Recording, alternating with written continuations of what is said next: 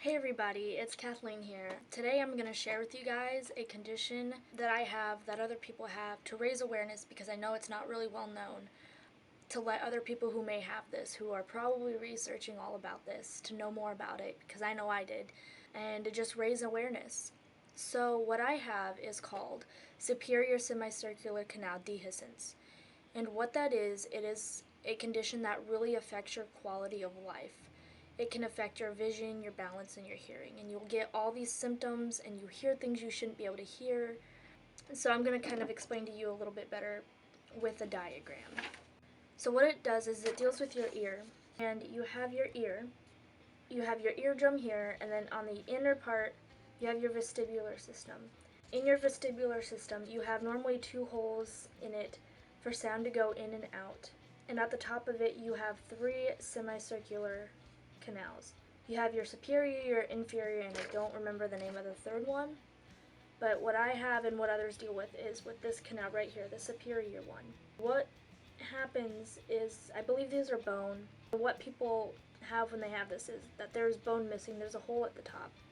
So that makes a third hole, and that confuses your brain with your vision, balance, and hearing because it's affecting those things that you have with that hole there, and it causes all different types of symptoms, and I'll list them off to you guys and I'll explain them with what my level of severity is like, and I can explain what other people's are like from what I've researched.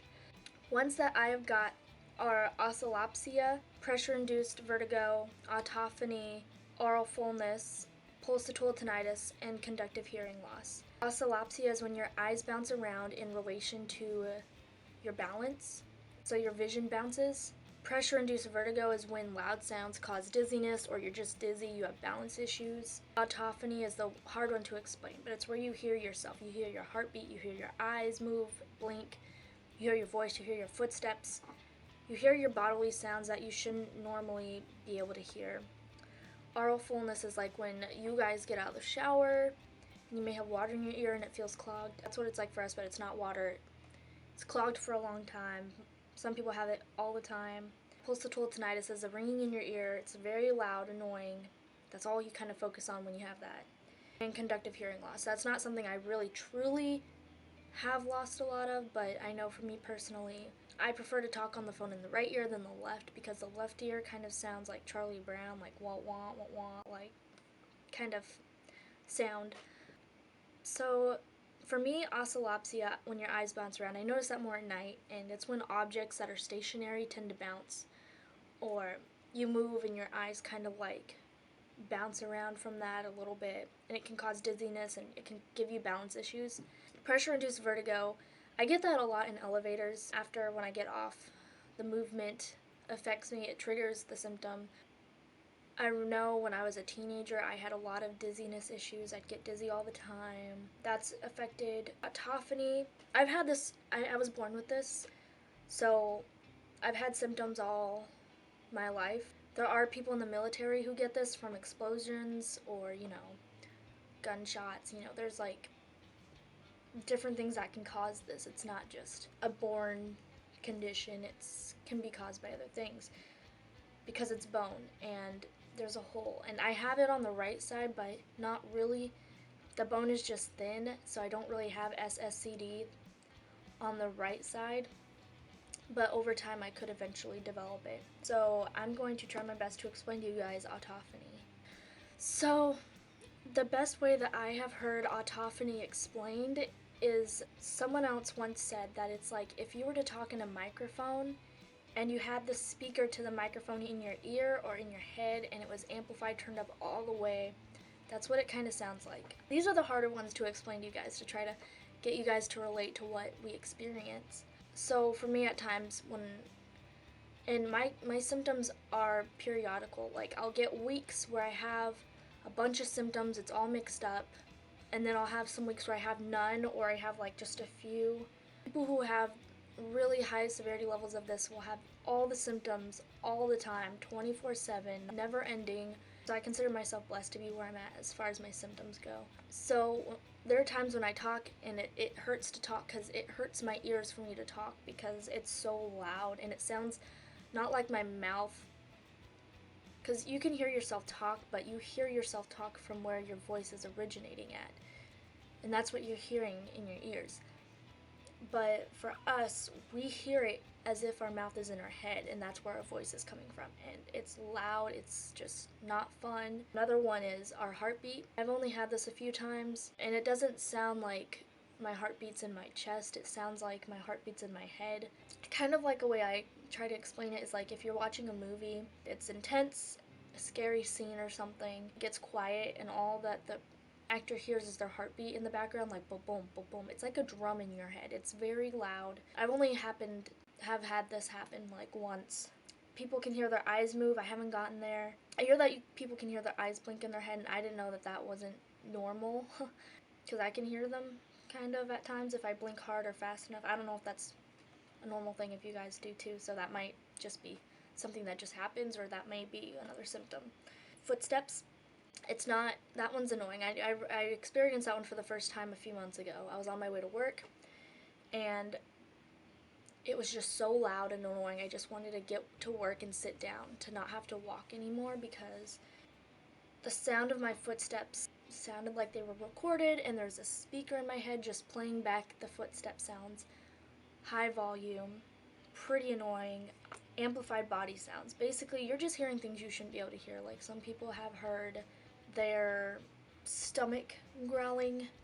Some people just, they hear themselves swallow, and I thought that one was normal because I can hear myself swallow. And they explained it as like a clicking sound. That's what I hear. So I started to think that that's not normal. I hear it in my head, it's loud. So to move on from that, oral fullness, like I said, it's like if you get out of the shower and you have water in your ear, that's what we have, but it's not water, and you can't stop it, you can't fix it. It's just there. And for me, I just have to wait it out until it goes away. But for people who have it all the time, they have it all the time. You know, I'm just really blessed my symptoms aren't that bad, and I pray they don't ever get that bad to where I don't need the surgery, which I'll explain to you after. Pulsatile tinnitus is a ringing in your ear. It's loud. It's the only thing you really hear, because it's, again, just the word I can really explain for this is just loudness. The ringing is loud. You really just focus in on that. And conductive hearing loss, I've already kind of explained that to you. I don't really have it. I do notice that when I have the oral fullness, though, that everything is kind of muffled for me. So those are some of the symptoms I have, and there's other symptoms people have that's just constant all the time loudness, and I just pray I don't get that bad. So some of the triggers for my symptoms are working out. I've stopped working out since. I worked out a few more times after, but then I got tendonitis in my shoulder, and I was like, maybe this is just a sign I shouldn't work out. Elevators tend to trigger it, loud sounds. So I tried to avoid working out, and I use elevators, it's fine. One of the times that I had a balance issue, I was walking into the bathroom on campus, and I went into a stall, turned around, closed the door, and then all of a sudden my balance just left me. Like, my brain didn't know what balance was. Like, my equilibrium was just not existent anymore, and I practically just fell. I caught myself. It came right back, but something triggered it, and it was just gone, came right back. And sometimes my balance will be kind of off when I'm walking on stairs, get down, or, this is sometimes periodically, I guess. So I do have issues with balance at times, but it's not that bad. Dizziness I get from time to time, so that's kind of the pressure-induced vertigo symptoms. There is a way to fix this. It's with surgery, and what they do, it's such an intense surgery, which is why I've decided to wait it out until it gets to where I can't tolerate it anymore, because it's really just a quality of life thing. Right now I can tolerate it. Other people, it's just awful. I would do the surgery if I was where they were at. I would do it. What they do is, since mine's on the left side, what they would do is they would cut an incision in my skull, either this way, or I've seen other people have it cut this way. They would lift my brain up out of the way, because where they need to get to is underneath your brain. So they have a neurosurgeon there. So it's it's a major surgery, because they're dealing with your brain. And that's what's scary about it for me. And what they do is, they said they would take away part of my skull. They'd cut out a little portion of my skull out. They'd cut that part in half to where it's a thinner sheet of bone, put it back, lift the brain up, and get some of that bone and plug in the hole. And then that should fix everything. There are risks and benefits to surgery and not doing surgery.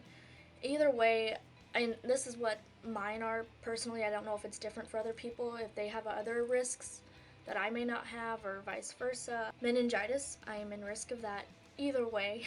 The other one is because of that hole, eventually, this is a possibility, eventually over time I could have my brain fluid seep through that hole and come out my ears or my nose. And if that happens, I would have to go to the hospital and I would have to have surgery, because it's not good for your brain fluid to leave your head. The benefits are that it would be better. My surgeon is a really good surgeon. He used to work at the hospital where the president would go to if he were sick, so he is way high up there. He's part of the FDA.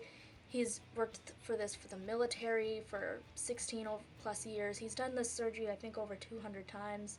Risks of surgery is I could get Ball's palsy. I don't know if I'm pronouncing that correctly right now.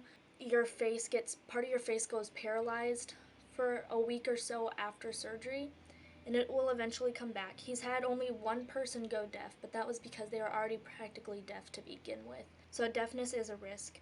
Meningitis is a risk. It's just the fact that I have decided to wait right now is because it's such a major surgery. They're dealing with your brain, and I fear, something could poke my brain and that could give me some disorder. It's just something it's a big deal, and I've decided, I can handle the symptoms where I'm at right now, so I'm going to wait it out and just pray that my symptoms don't ever get that bad.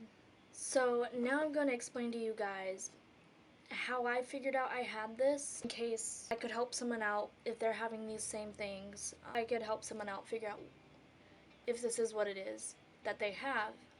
It will be helpful. So I started weightlifting in 2015, near April-ish, I think, and it wasn't until the summer that I started noticing that I'd get the aural fullness in my ear after I worked out, and I thought it was weird. I was not sure what it was. I was like, it can't be sweat, because I don't really sweat when I weightlift, at least my head. So I kind of ignored it, brushed it off, and then I would start to get this sharp shooting pain in my left ear.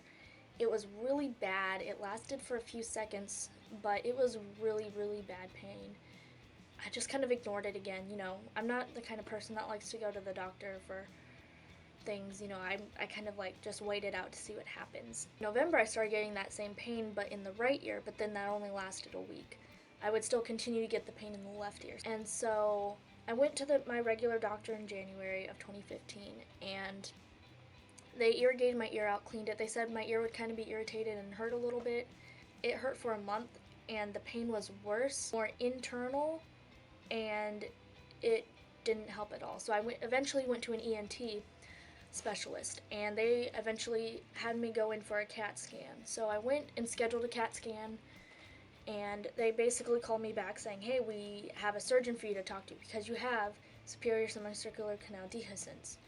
And they didn't really tell me much about it, so I kind of went in talking to the surgeon, not really knowing what was going on fully, and he explained it. And I went in for more testing.